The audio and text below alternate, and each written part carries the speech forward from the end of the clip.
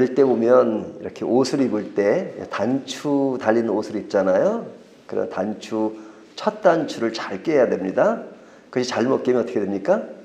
꼬이죠. 꼬이면 뭐 첫 단추를 다시 끼워야지, 뭐 첫 단추는 놔두고 그냥 다른 거 가지고 하면 여전히 꼬이는 수가 있죠. 이 이야기는 뭐냐면 우리의 사고와 논리의 기초나 시작이 매우 중요하다는 것이죠. 그 기본적인 논리가 잘못되면 뒤에 나오는 이야기도 사실은 제대로 되지 않습니다. 우리가 신앙적인 측면도 그런 게 많죠. 우리가 그 신앙의 기초, 기본을 잘 다지는 게 중요한데 그러지 않은 상황에서 어떤 신앙적 논리를 피지만 그것이 제대로 안 되는 경우가 있습니다. 예를 들면 어떤 학교에요. 반에 이제 부모들이 이제 자기의 아이들이 1등을 해달라고 기도를 열심히 합니다. 그래가지고 시험을 봐가지고 점수가 나왔는데요. 그 1등한 아이는 딱 한 명뿐이고 나머지는 뭐 2등, 3등 해가지고 꼴찌까지 가겠죠. 근데 그 반 어머니 중에 예수 믿는 사람이 10명이나 됐어요. 10명이 그렇게 기도를 했어요. 우리 애가 1등을 하게 해달라고. 근데 1등 된 사람은 한 사람밖에 없어요.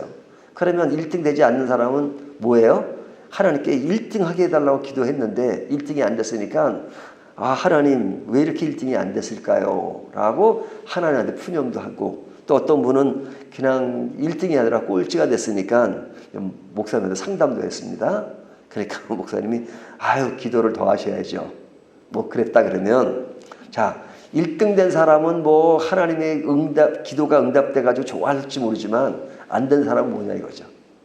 그러니까 안 되니까 안 된 것을 가지고 또 신앙적으로 기도를 더 해야 되겠다든지, 아니면 또 봉사를 더 열심히 해야 되겠다든지, 아니면 내 잘못이 무엇인지 반성을 한다든지, 이런 신앙적 행위를 하지만 그러나 그것이 무슨 의미가 있냐 이거죠.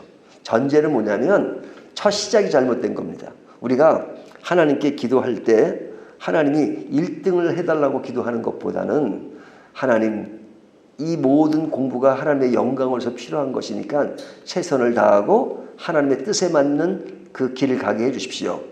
그래서 그 기도가 바른 기도죠. 1등이 순위가 중요한 게 아니라, 근데 일단 기본 전제가 잘못됐단 말이죠. 근데 기본 전제가 잘못된 상황에서 그 이후에 나타나는 것을 신앙적으로 풀어야 된다 그래서 기도를 더 해야 된다 한다는 것은 뭐 그 자체는 좋은 것이지만, 그러나 이 모든 문제를 풀어가는 것이 잘못되었다는 거죠.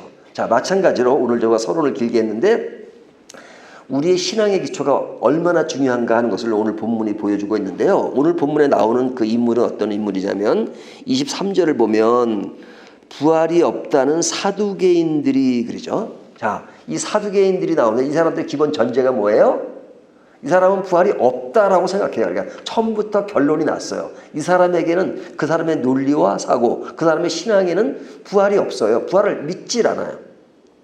그러니까 그 사람이 믿지 않는 것을 가지고 지금 예수님께 질문을 하는데요. 자, 부활이 없다 그러면 뭐도 없는 겁니까?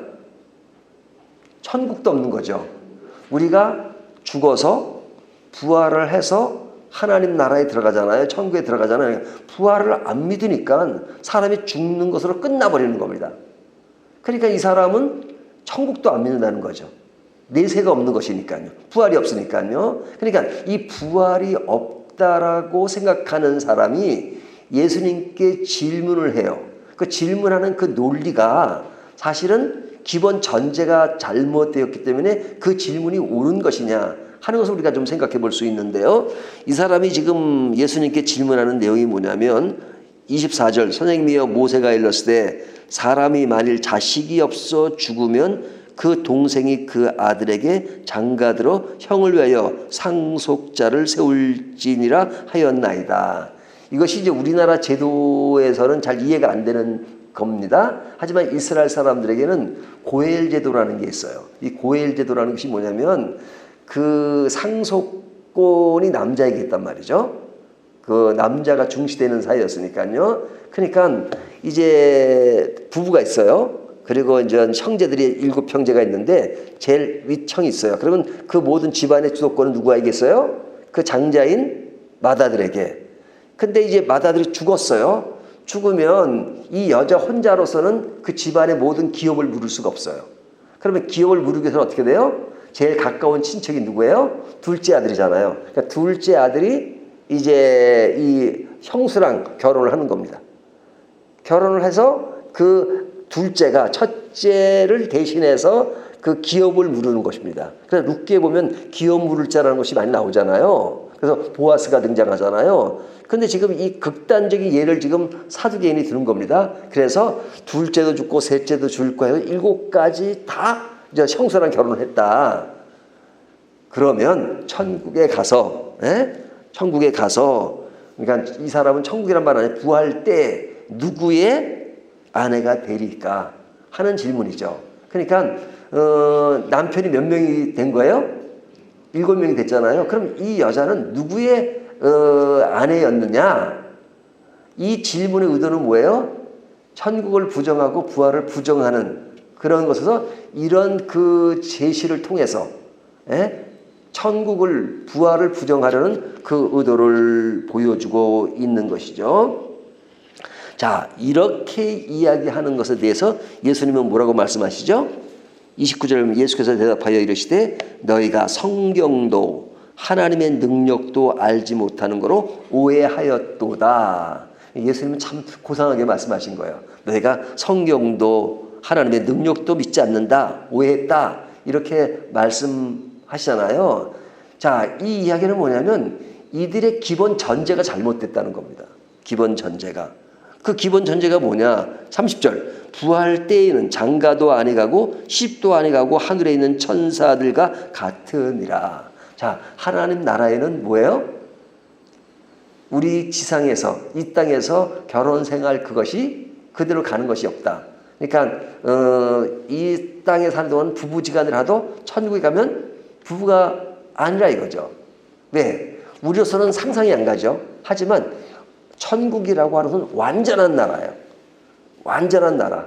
그러니까 그런 제도가 없다 하더라도 진짜 하나님이 우리의 신랑이시고 우리가 신부고, 그래서 그 소속에서 정말로 죄가 없고 모든 것이 완벽한, 그래서 우리들의 상상으로서는 그 천국을 상상할 수가 없어요.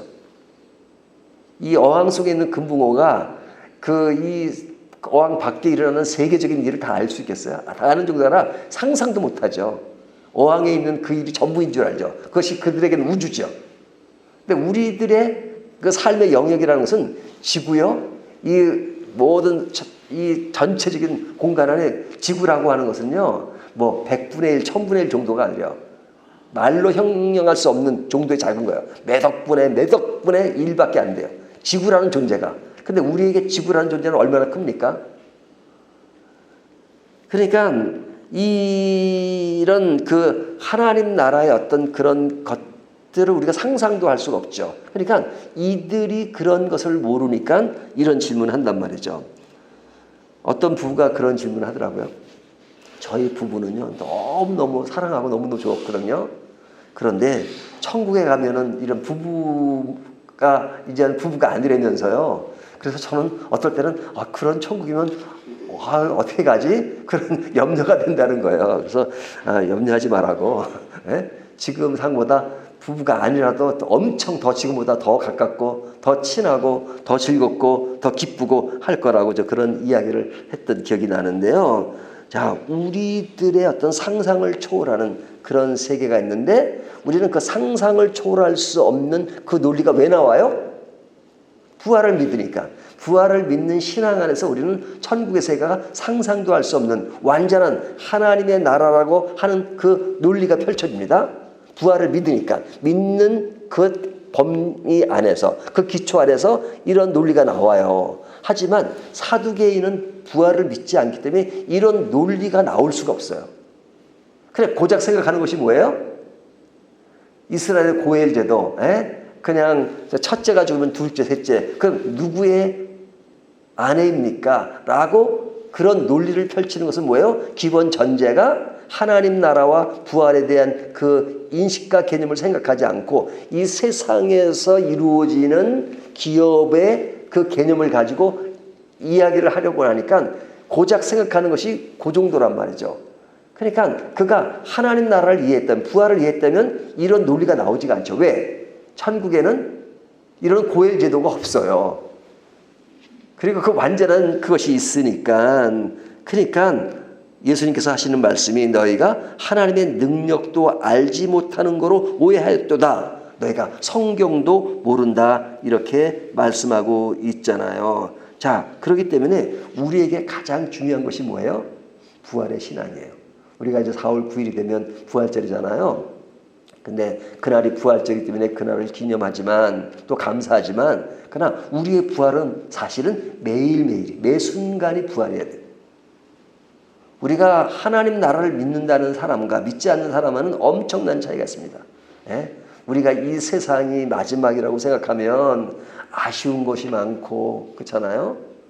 하지만 우리의 인생을 지금까지 이렇게 계수해 보면 금방이잖아요. 예? 어느 사이에 벌써 50, 60, 70, 80이 되셨잖아요. 그냥 금방이.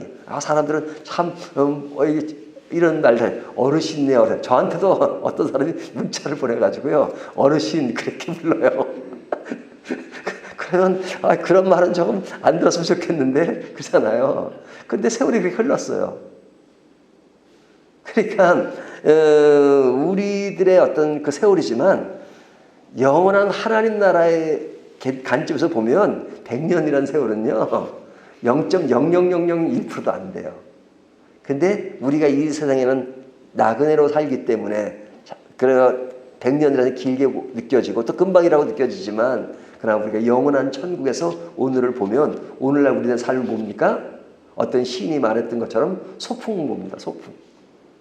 네? 그러니까 소풍 왔으니까 소풍은 우리 성도들끼리 어떻게 지내야 돼요? 소풍 와서 재밌게 잘 지내야죠. 믿음으로 신앙으로 잘 지내야 되죠. 하지만 우리의 본향은 어디예요?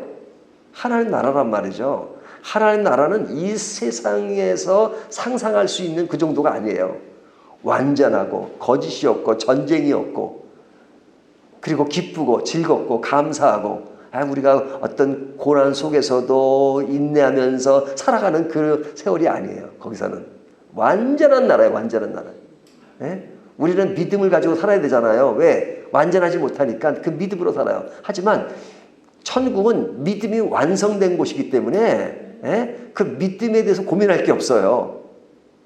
그러니까 그 나라를 소망하면 진짜 기쁜 것이죠. 그러니까 논리가 굉장히 단순해져요. 천국의 논리를 가지면 왜? 그냥 다 맡겨진 삶, 하나님께 맡겨진 삶, 하나님이 다 이루어 주실 것이니까. 근데 그런 논리가 그런 신앙이 우리를 지배하지 않으면 늘 계산하고 늘 따져야 되고 늘 안 되는 억지를 부려야 된단 말이죠. 이 사두개인의 이 논리는 너무 억지죠. 근데 이 논리가 믿지 않는 사람들한테는 이 논리가 더 맞을지 몰라요. 왜? 세상의 관점과 세상 사람들이 하는 그 계산법이 맞으니까. 왜? 인간의 문제가 해결되지 않기 때문에 그래요. 그래서 저는 우리가 믿는다는 것이 얼마나 행복하고 즐거운 것이냐. 저는 이렇게 보면 제가 이제 영화도 좋아하고 또 뭐 이렇게 글 읽는 것도 좋아합니다. 근데 우리가 세계적인 노벨 문학상 또 영화 같은 거 보면은 막 그냥 그 세계적인 상들 주잖아요. 그러면 그 상 받는 영화들이나 소설 같은 거 보면 어떤 책들이 그 상을 받아요? 인간을 분석한 거예요, 사실은. 인간을 아주 깊이 분석한 거예요. 근데 그 분석이라는 게 뭐예요? 인간의 죄성을 분석한 겁니다. 다 이구동성으로. 다 인간의 죄의 문제를 분석하는 능력이 엄청 탁월해요. 그러니까 세계적인 노벨상도 타고 그런 겁니다. 하지만 그 중에는 믿지 않는 사람도 있잖아요. 믿지 않는 사람들의 글을 보면 인간을 그렇게 분석하지만 결론을 몰라. 네? 결론을 몰라요. 우리는 결론이 뭐예요? 하나님 나라가 있잖아요. 영원한 생명이 있잖아요. 구원이라는 것이잖아요. 그러니까 우리는 사실은 그들만큼 인간의 죄성을 분석하는 능력은 덜할지 몰라요. 아니, 덜하죠, 사실은. 그렇게 죄의 문제를 그만큼 생각하지 않으니까. 하지만 우리는 뭘 알아요? 정답을 알아요, 정답을. 근데 그들은 그렇게 분석은 잘하는데 정답은 몰라. 그 정답을 안다는 게 뭐예요? 믿음을 안다는 것이고 신앙을 안다는 것이고 하나님 나라를 안다는 것이고 하나님을 안다는 겁니다. 그러니까 사두개인처럼 엉뚱한 질문을 안 해요. 자기들은 굉장히 고상하다고 고상한 질문이라고 하는데 예수님 오실 때는 고상한 게 아니라 너희는 성경도 알지 못하고 하나님의 능력도 오해하는도다 이렇게 말씀하십니다. 근데 사두개인은 부활을 믿지 않으니까 그렇게 뭐 질문한다 그러지만 혹시 우리들은 믿는다 하면서도 사두개인처럼 너무나도 인간적인 논리와 인간의 계산법에 의해서 하나님께 이런 질문을 하는 적은 없는가 라는 것을 다시 한번 생각해 보게 되죠. 우리가 믿음도 잘못 오해를 해가지고 너무 자기 이주의 자기 신념과 자기의 이상을 믿음이라고 착각하는 경우도 있죠. 하지만 중요한 것은 God Himself, 하나님 그분 자신을 믿는 겁니다. 그분 자신을 믿으면 하나님이 주신 능력, 하나님 주신 어떤 은사 이런 모든 것보다 하나님 자신입니다. 어떤 경우는 하나님 주신 능력, 은사 이런 것을 믿다 보니까 그런 데만 의존해가지고 하나님 자신을 믿지 않아요. 중요한 것은 하나님 자신을 믿는 겁니다. 그러면 하나님이 주시는 모든 것들 다 믿게 되죠. 하나님이 주시는 선물도 믿고 하나님이 주시는 능력도 믿고 하나님이 주시는 고난도 믿고 그러니까 늘 내 인생 자체에 어떤 외로움과 슬픔과 고독이 있다 할지라도 그런 가운데서도 다시 일어날 수 있고 하나님을 다시 생각하면서 믿음을 가질 수 있는 것이죠. 그래서 사두개인 같은 어리석은 질문을 하지 않는 겁니다. 그러니까 우리들의 시작은 아름다운 것이면 우리는 첫 단추를 잘 끼웠어요. 첫 단추를 잘 끼면요 나머지 단추는요 그냥 고절 끼면 그냥 딱 맞는 거예요. 하지만 첫 단추를 잘못 끼면요 아무리 다른 걸 맞춰도 다 틀려져 버려요.